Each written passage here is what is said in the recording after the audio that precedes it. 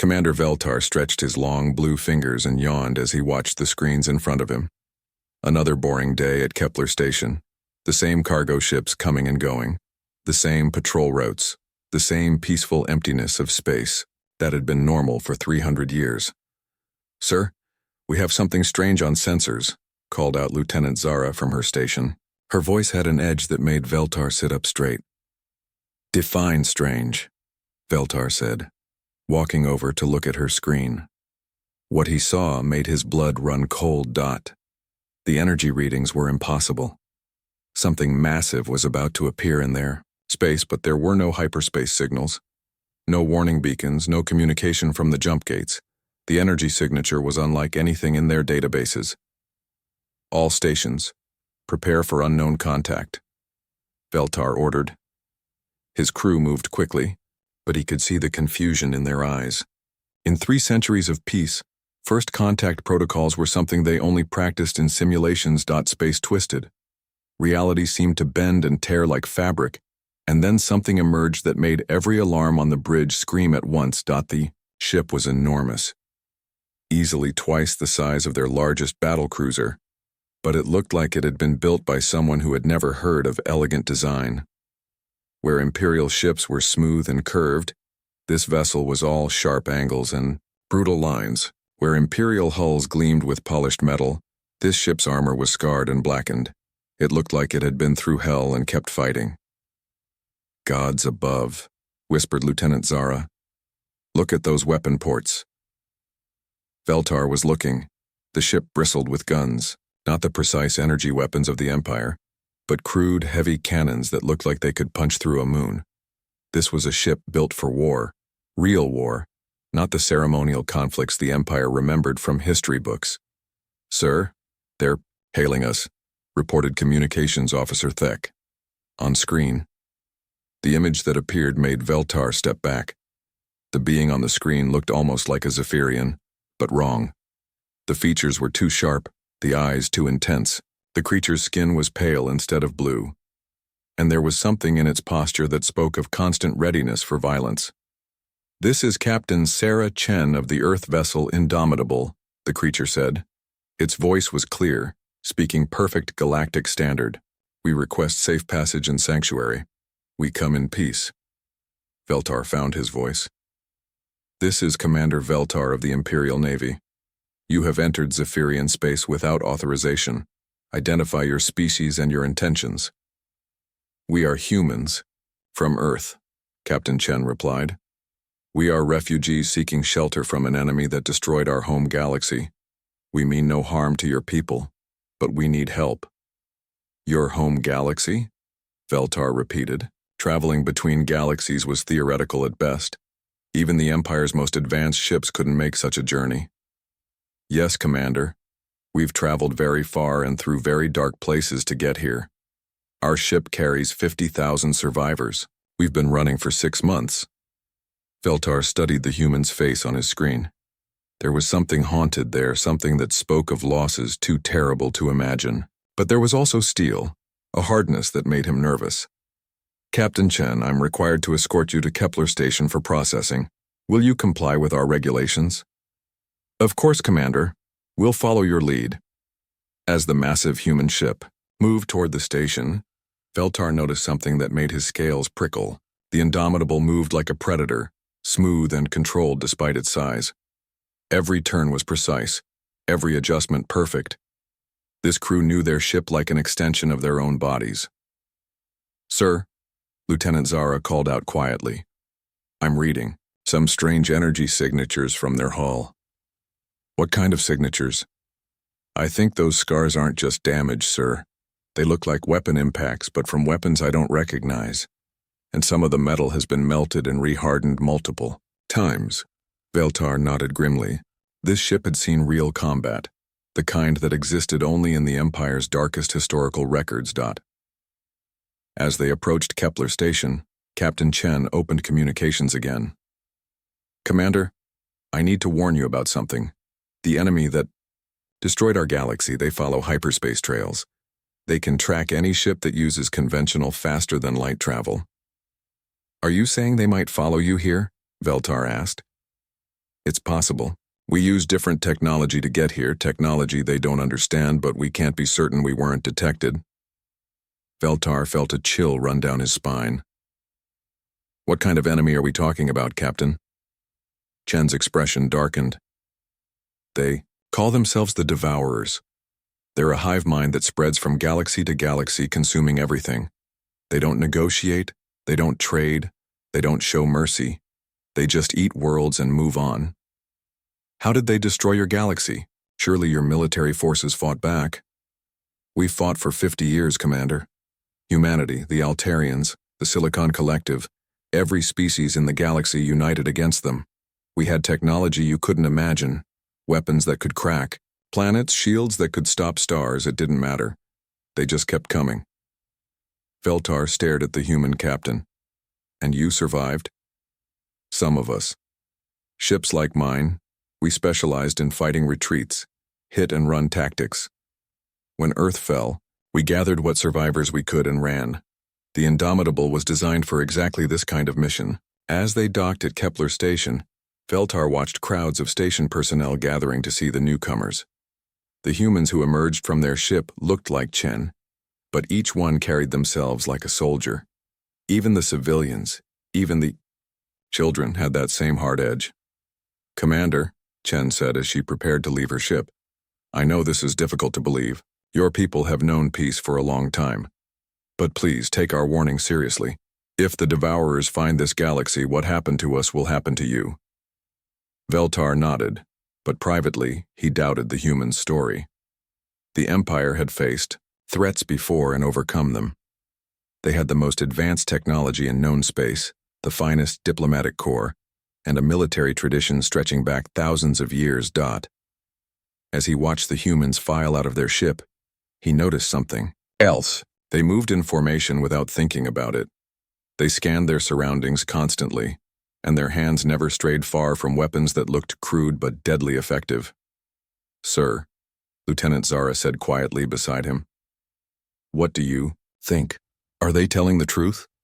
Veltar watched Captain Chen speaking with Station Administrator Keth Moran. The human was trying to smile, trying to appear peaceful and grateful, but her eyes never stopped moving. She was mapping escape routes, identifying potential threats, calculating angles of fire. I think, Lieutenant, that these humans have seen something terrible. Whether they're telling us the complete truth remains to be seen, but they've definitely been through a war. Should we be worried, sir? Veltar looked at the massive, scarred warship docked at their peaceful station. At the humans who looked like refugees but moved like predators. At Captain Chen, who spoke of peace while standing ready for violence. Yes, Lieutenant, I think we should be very worried indeed. Station Administrator Keth Moran had been preparing for this meeting all day, but nothing could have prepared him for actually sitting across from a human. Captain Sarah Chen looked so much like a Zephyrian that the differences were disturbing. Her pale skin, her two bright eyes, the way she sat perfectly still but somehow radiated tension. Captain Chen, Keth Moran began, we appreciate your cooperation in following our first contact protocols. Our diplomatic team has some questions. Of course, Administrator, we're grateful for your hospitality. Chen's voice was polite, but Keth Moran noticed she hadn't relaxed at all since entering the room. Dr. Yith Allen, the station's xenobiology expert, leaned forward. Can you tell us about your species' evolution? You're remarkably similar to our own development pattern. Parallel evolution, most likely, Chen replied. Humans evolved on a world similar to yours. Gravity about the same, similar atmosphere. But our world was less stable, more natural disasters, predators, resource competition. Interesting. And this affected your development, how? Chen was quiet for a moment, as if choosing her words carefully. We had to become very good at surviving difficult situations. Dr. Yithalin made notes on his tablet. We'd like to run some medical scans, if you don't mind, for diplomatic records. That's fine. As the medical team worked, Keth Moran found himself increasingly fascinated and disturbed by what they discovered. Human bone density was 30% higher than Zephyrian normal. Their muscle fibers were more efficient. Their reaction times were significantly faster. Captain, Dr. Yathalan said, studying his readings. These numbers suggest your species is built for combat. We're built for survival, Chen corrected. Unfortunately, those often mean the same thing. Tell us about these devourers, said Director Vashati from the Diplomatic Corps. You claim they destroyed your entire galaxy? Chen's expression darkened. 57 billion inhabited worlds, thousands of species, all gone. The room fell silent. Even for beings who thought in galactic terms, the numbers were staggering. How is that possible? Vashati asked. They don't fight wars the way you understand them, Chen explained. They don't want territory or resources or power. They want to consume everything that lives and add it to their hive mind. Every creature they absorb makes them smarter, stronger, more adaptable. But surely your combined fleets could have stopped them, Kethmoran said. You mentioned having advanced technology. Chen laughed, but there was no humor in it. Administrator, do you know what the greatest battle of the Terran-Eltarian War was? No, I'm afraid not. The Battle of Proxima Station. 12 hours of fighting, 300 ships total, 47 casualties. It was considered the bloodiest conflict in centuries. Chen's eyes grew distant. The first battle against the Devourers lasted 3 months. We lost 18,000 ships in the opening day. The Zephyrians exchanged glances. Their own military exercises rarely involved more than a dozen ships. Captain, Vashiti said carefully, you must understand how difficult this is for us to believe. Our empire has maintained peace for 300 years. We've solved conflicts through diplomacy, trade agreements, mutual cooperation. That's admirable, Chen replied. But the Devourers don't negotiate. They don't want your trade goods or your territory. They want to eat your brains and add your knowledge to their collective consciousness.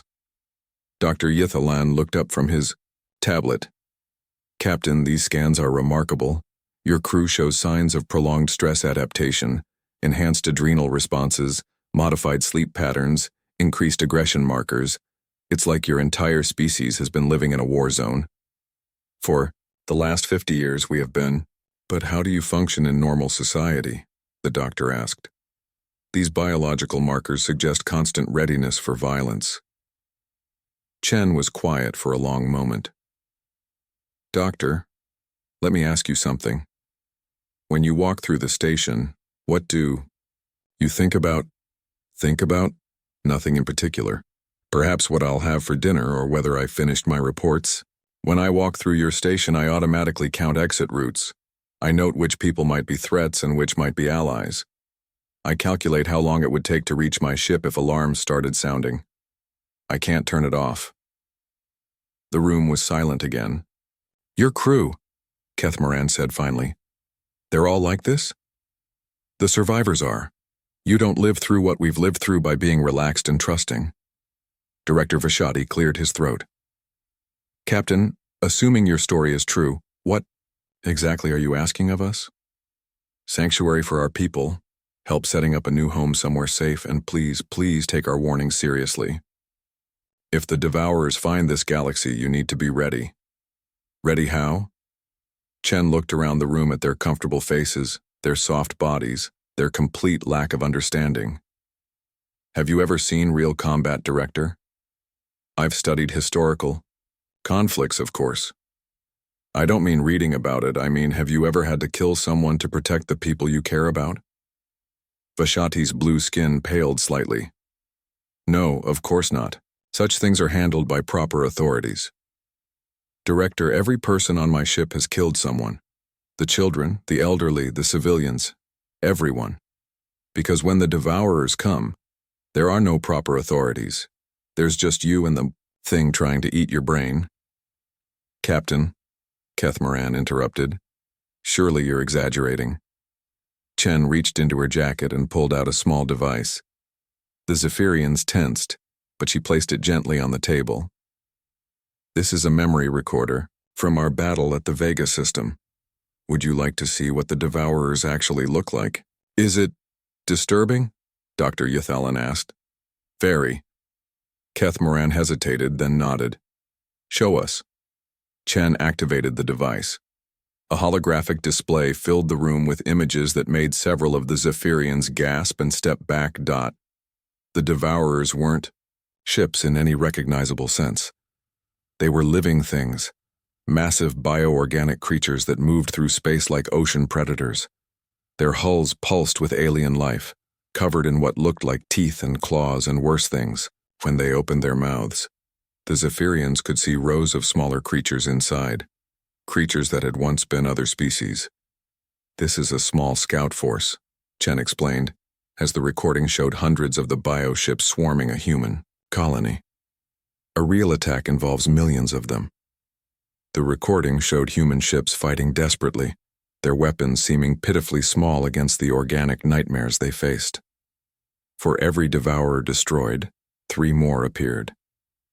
The human ships were fast and clever, but they were clearly outmatched. "Turn it off," Vashadi whispered. Chen deactivated the device. "That colony held 50 million people, Director. We evacuated 8,000.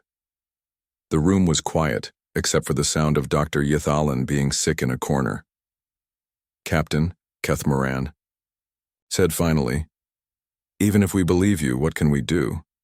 Our military is designed for peacekeeping, not this. You learn to fight. You prepare your people. You build ships designed for war, not exploration. You train your crews to think like soldiers, not diplomats." "But we don't want to become a military society," Vashadi protested. "We've spent centuries building a civilization based on cooperation and peace." Chen looked at him with something that might have been pity. "Director, you can choose to become warriors, or you can wait and become food. Those are your only options. Surely, there must be other alternatives. Negotiation, perhaps finding a way to coexist." "There is no coexistence with the Devourers," Chen interrupted. "They don't want to coexist, they want to eat you. All of you, your children, your artists, your philosophers, everyone. And when they're done, they'll use your knowledge to eat the next galaxy more efficiently." Keth Moran stood up slowly. "Captain, Chen, we'll need time to process this information. In the meantime, we'll provide accommodations for your people." "Thank you, Administrator. But please don't take too long to decide. If we were tracked here, you won't have long to prepare." As the meeting broke up and the humans were escorted to their quarters, Keth Moran found himself looking at his peaceful station with new eyes. The civilians going about their daily business, the merchants haggling over trade deals, the children playing in the observation lounges. All of them soft. All of them unprepared for the kind of horror Captain Chen had described. He hoped for. All their sakes that the humans were wrong about the Devourers finding them. But looking at Captain Chen's eyes, he was beginning to suspect they were right about everything. 3 weeks had passed since the humans arrived, and the news had spread throughout the Zephyrian Empire like wildfire. Every scientific institute, military academy, and government office was buzzing with questions about the mysterious refugees, and their impossible ship. Admiral Zarthek stood in his office aboard the Imperial flagship Eternal Peace, reading reports that grew stranger by the day. The humans had been scattered across different facilities throughout the Empire, supposedly for their comfort and protection. In reality, everyone knew they were being studied. "Sir," his aide Lieutenant Kolvash entered with another data pad. "The latest reports from the research teams." Zarthek took the pad and frowned as he read. "Their weapons technology is crude but incredibly effective." "Yes, sir. Dr. Matharan says their projectile weapons are at least 200 years behind our energy systems, but they penetrate our shields more efficiently." "How is that possible?" "Apparently, they designed them specifically to fight energy-based defenses, sir. Their ammunition includes exotic matter that disrupts shield harmonics." Zarthek set down the pad and walked to his window, looking out at the peaceful fleet formations conducting routine exercises. "What else?" "Their ship construction is fascinating, sir. The Indomitable looks crude, but it's built to keep fighting even when heavily damaged. Redundant systems, armor designed to ablate gradually rather than fail catastrophically. Weapons that can operate independently if the main computer fails." "Sounds like they expect to take a beating." "Yes, sir. Our engineers say it's the most practical warship design they've ever seen. built by people who understand that ships get damaged in real combat. Zarthek turned back to his aide. What about their personnel evaluations? Kolvash hesitated. Disturbing, sir. Every human test at the top ranges for tactical thinking, stress tolerance, and rapid decision-making. Even their civilians show military-grade psychological profiles. Are they dangerous? Not to us, sir. They've been completely cooperative. But, sir, they're watching us constantly, taking notes. Our security teams think they've memorized the layouts of every facility they've been placed in. Zarthek wasn't surprised. They're preparing for the worst-case scenario. It's probably automatic for them now. Sir, there's something else. Captain Chen has been requesting meetings with our military leadership for weeks. She says she has important tactical information to share, and command has been ignoring her. Yes, sir. The prevailing opinion is that her warnings about these devourers are trauma-induced paranoia. Zarthek picked up another report, this one from deep space monitoring stations. What about these sensor anomalies at the Galactic Rim? Natural. Phenomena, according to the analysis team. Gravitational fluctuations probably from intergalactic matter streams. The Admiral studied the data more carefully.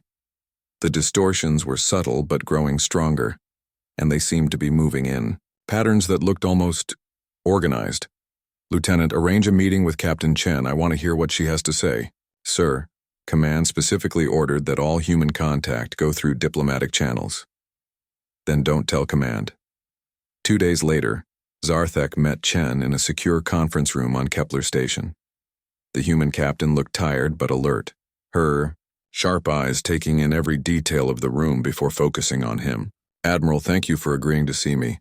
I know your superiors aren't enthusiastic about military cooperation. Captain, I'm going to be direct. My people think you're suffering from some kind of war trauma. They believe your warnings are exaggerated. Chen nodded grimly. I was afraid of that. Admiral, can I ask you about your military experience? 20 years of service. I've commanded fleets, supervised border security, maintained peace throughout the outer sectors. Combat experience? Zarthek paused. Define combat. When was the last time you personally gave an order that resulted in someone's death? The question caught him off guard. That's not how we operate, Captain. We use minimum force, strategic positioning, economic pressure to resolve conflicts. Admiral, I gave an order yesterday that killed 3,000 devourers. Last week, it was 30,000. Before that, 500,000. Chen's voice was steady, matter-of-fact. I've been giving those kinds of orders for 20 years. Zarthek felt a chill. Captain, what exactly are you trying to tell me? That your people are sheep, Admiral. Beautiful, civilized, intelligent sheep. And when the wolves come, sheep die. That's rather harsh. It's accurate. Admiral, I've studied your military doctrine. It's designed for dealing with rational opponents who want something you can give them. The devourers aren't rational, and they don't want anything except to consume you.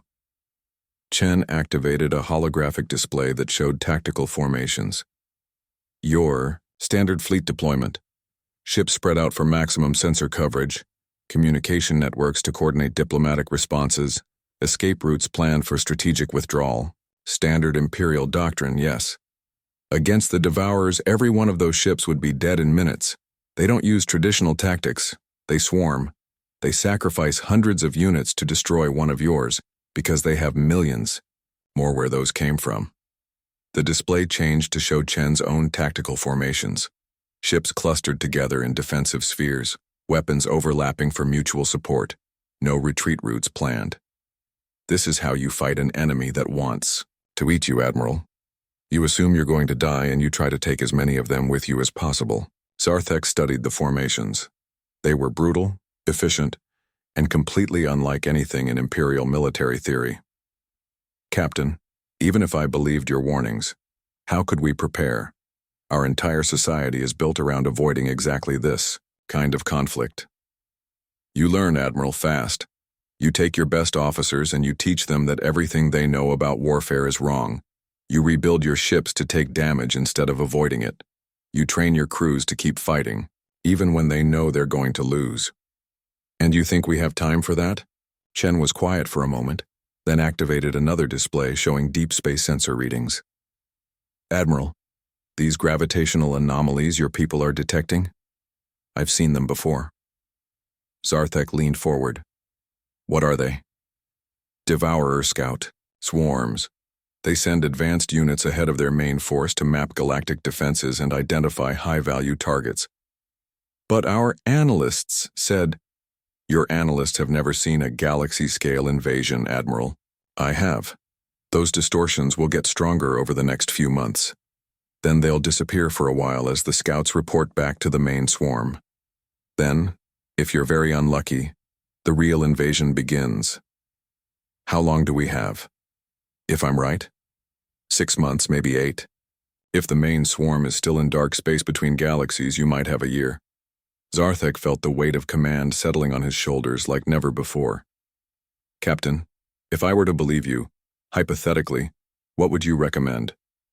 Honestly? Evacuate everything you can to the galactic core and prepare for a fighting retreat that will last decades. But your people won't do that. No, they won't. Then you prepare for the worst-case scenario and hope I'm wrong.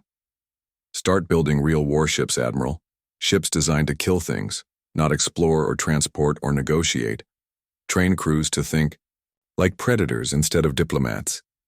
And for the love of whatever gods you worship, start taking our warnings seriously. As the meeting ended and Chen was escorted back to her quarters, Zarthek found himself staring at the tactical displays she'd left behind. The formations were alien to him, designed by minds that had accepted terrible possibilities his own people couldn't even imagine. That night, he sent a coded message to the Imperial Naval Academy requesting emergency tactical consultation.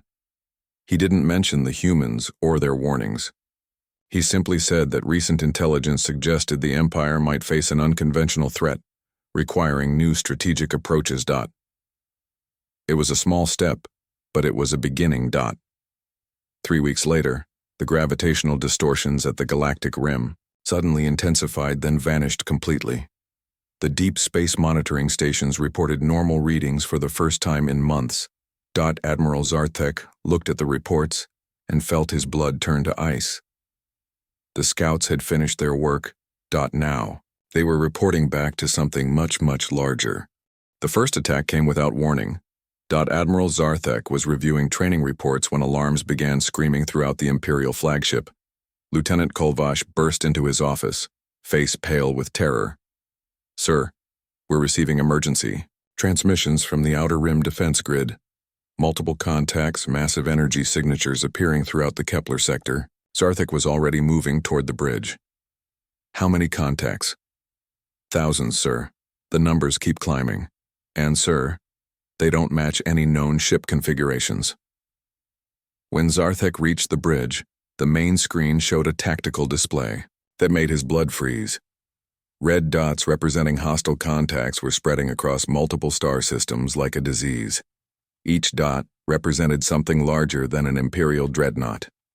Communications, get me fleet command, he ordered. Sir, we're trying. Most of the defense stations have gone silent, the few that are still reporting. Kolvash's voice trailed off. What are they reporting, Lieutenant? Biological ships, sir. Living vessels that seem to be eating our defensive platforms. Zarthek closed his eyes for a moment. Captain Chen had been right about everything. Sir, the communications officer called out. We have a transmission coming from Kepler Station. It's Captain Chen. Put her through.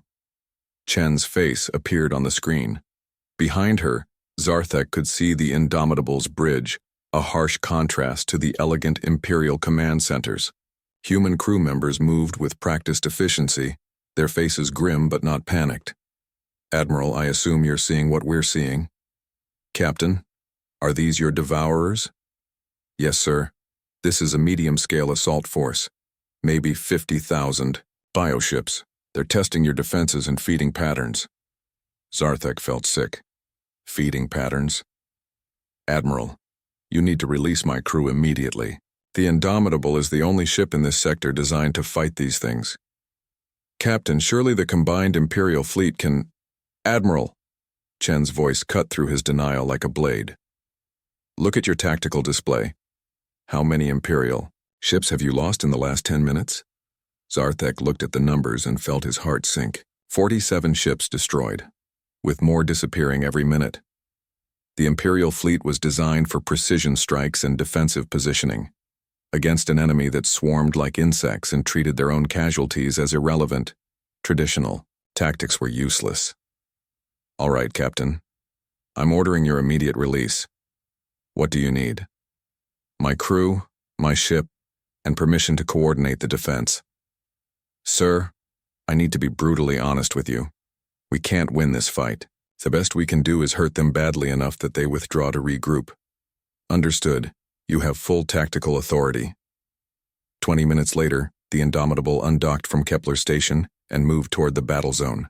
Zarthek watched from the bridge of the Eternal Peace as the human ship entered the combat area, and immediately understood why Captain Chen had seemed so confident. The Imperial ships were fighting like they'd been trained, maintaining formation, concentrating firepower on individual targets, trying to preserve their vessels for strategic withdrawal. They were being slaughtered. The Indomitable fought like a cornered animal. It dove straight into the thickest concentrations of Devourer bioships, its crude but devastating weapons tearing through organic hulls like paper. When Devourers tried to swarm it, the human ship's point defense systems created a sphere of destruction around its hull.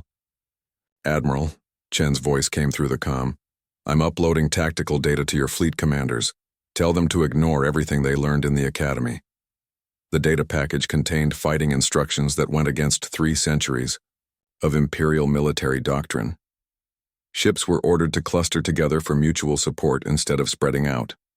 Weapons were to be set for maximum damage instead of precision targeting.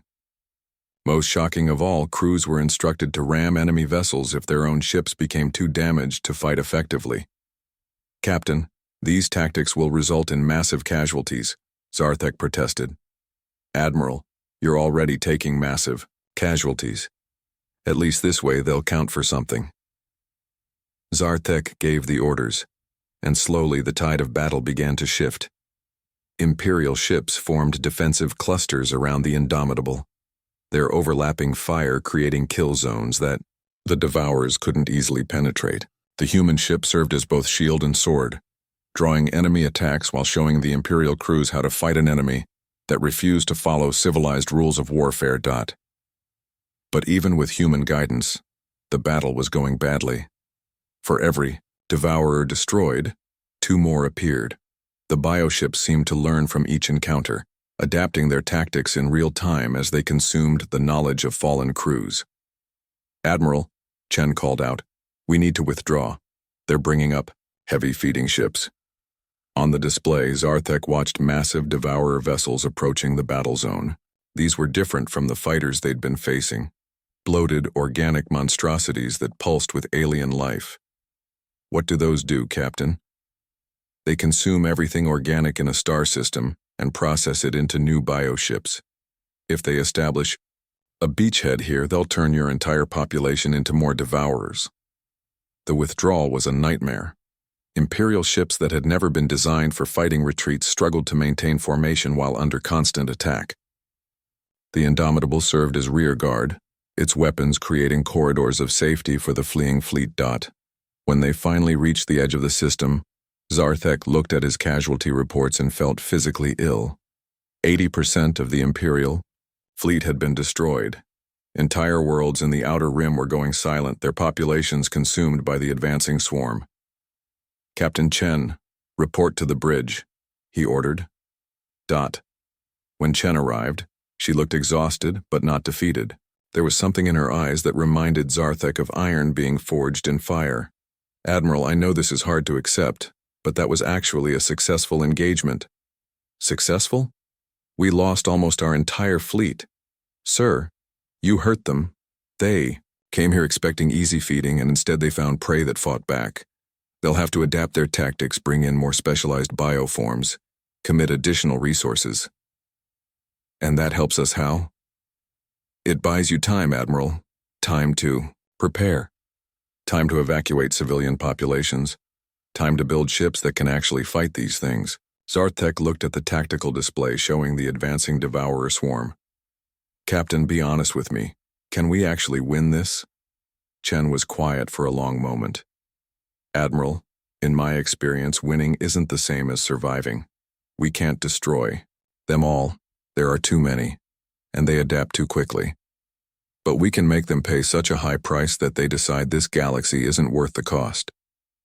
And if they don't make that decision, then we keep fighting until they kill us all.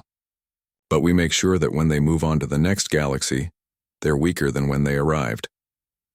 As alarms began sounding throughout the ship, reporting new Devourer incursions in 3 more sectors, Zarthek realized that his comfortable world of diplomatic solutions and civilized warfare had ended forever.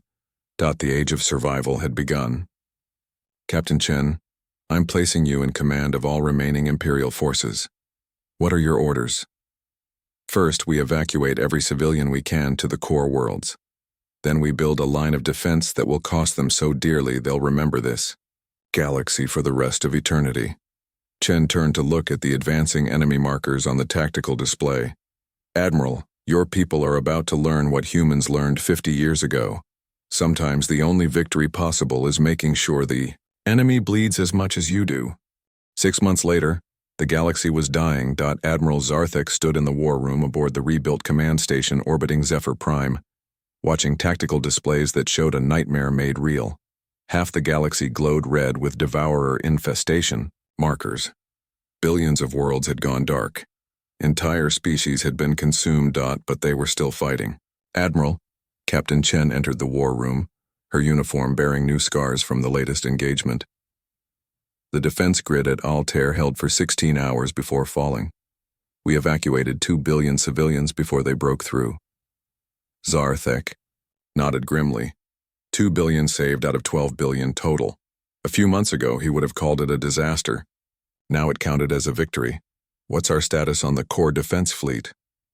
300 ships operational, sir. All built to human specifications. Your crews are finally learning to think like predators instead of diplomats. It was true. The Imperial Navy that remained bore little resemblance to the peaceful force that had patrolled the galaxy 6 months ago. The new ships were ugly, functional things designed to absorb punishment and keep fighting.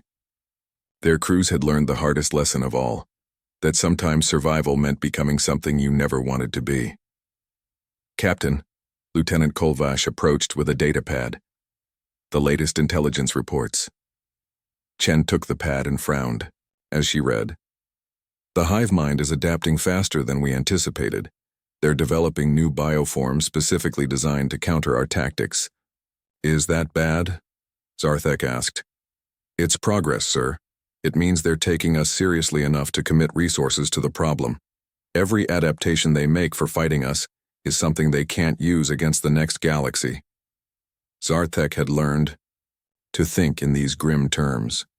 Victory was no longer about winning, it was about making the enemy pay the highest possible price for their conquest. Sir, the communications officer called out, we're receiving priority signals from all sectors. The main swarm is moving toward the core worlds. The tactical display updated to show a sight that had haunted Zarthek's nightmares for months. Millions of bioships, each the size of a small moon, converging on Zephyr Prime like antibodies, attacking an infection. At their center, something so massive it registered as a small planet. Captain, what is that thing?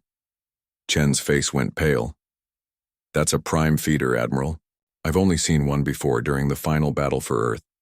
It's not just a ship, it's a mobile ecosystem that can process entire worlds into new bioships. How do we fight it? Honestly, we don't. We make it so expensive to feed here that it moves on to easier prey. And how do we do that? Chen activated a tactical display showing the solar system around Zephyr Prime. Admiral, I need you to authorize something that goes against every instinct your people have. What are you proposing, Captain? We use your dimensional technology to destabilize Zephyr's star, create a cascade reaction that will destroy the entire system and everything in it. The room fell silent. Zarthek felt the weight of the decision, settling on his shoulders like a mountain. Captain, there are 8 billion people on Zephyr Prime.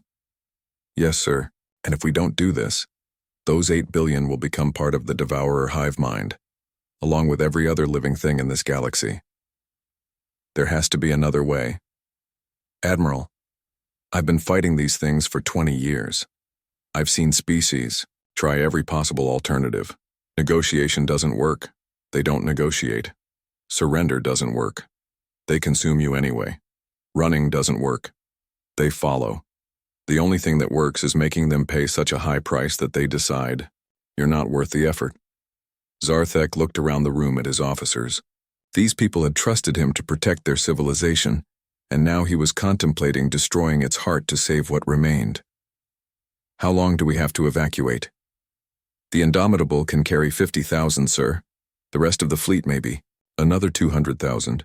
Everyone else dies to save the galaxy. Yes, sir.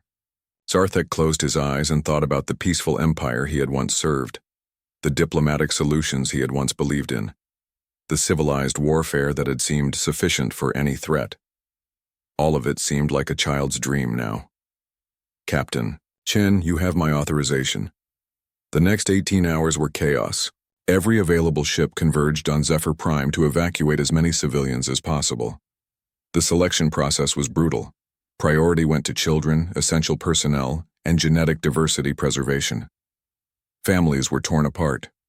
Lovers separated, friends forced to choose who would live and who would die. Through it all, Captain Chen coordinated the defense with the grim efficiency of someone who had done this before. Human tactical officers were scattered throughout the Imperial fleet, teaching Zephyrian crews how to fight with the desperation of the doomed. When the Devourer swarm entered the system, they found not the easy meal they expected, but a trap that had been 20 years in the making. The Indomitable led the final charge, diving straight into the heart of the massive bioswarm, like a spear thrown by a dying warrior.